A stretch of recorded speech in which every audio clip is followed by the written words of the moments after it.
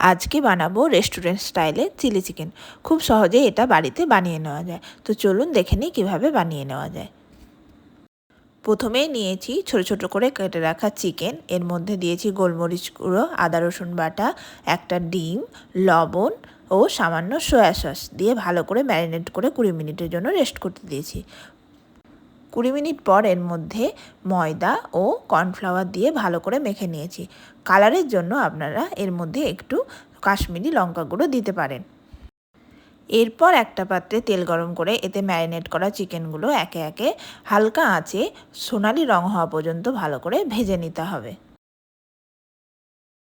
সবগুলো চিকেন ভাজা হয়ে গেলে আলাদা একটা পাত্রে কিছুটা তেল নিয়ে তার মধ্যে আদা, রসুন ও কাঁচা লঙ্কা দিয়ে কিছুক্ষণ ভেজে নিয়ে ক্যাপসিকাম ও পেঁয়াজ দিয়ে কিছুক্ষণ নাড়াচাড়া করে নিতে হবে।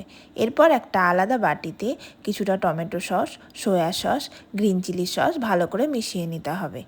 এরপর মেশানো সসটাকে কড়াইতে দিয়ে ভালো করে কিছুক্ষণ নেড়ে চেড়ে তার মধ্যে জলে মেশানো কর্নফ্লাওয়ার ভালো করে গুলে নিয়ে দিয়ে দিতে হবে।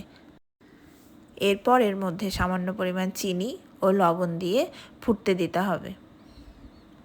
ঝোলটা ফুটে গেলে এর মধ্যে ভেজে রাখা চিকেনগুলো দিয়ে দিতে হবে। আর ঝোলটা ফুটে গাঢ় হয়ে এলে তৈরি হয়ে গেল আপনাদের পছন্দের চিলি চিকেন। তো কেমন লাগলো জানাবেন, ভালো লাগলে লাইক, কমেন্ট ও শেয়ার করবেন।